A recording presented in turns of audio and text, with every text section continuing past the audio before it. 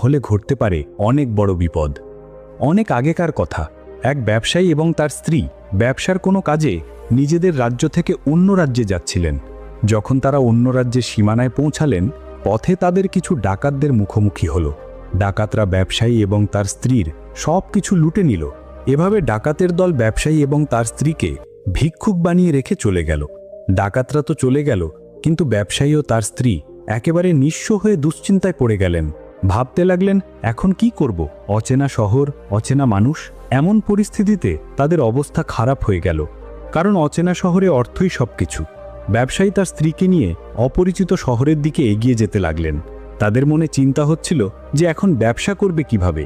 এই চিন্তায় তিনি হাঁটছিলেন। এমন সময় তারা শহরের বাইরে একজন সাধুর কুটির দেখতে পেলেন। ব্যবসায়ী তার স্ত্রীকে নিয়ে কুটিরের দিকে হেঁটে গেলেন। কুটিরে পৌঁছানোর পর তিনি দেখতে পেলেন এক সাধু মহারাজ একটি গাছের নিচে বসে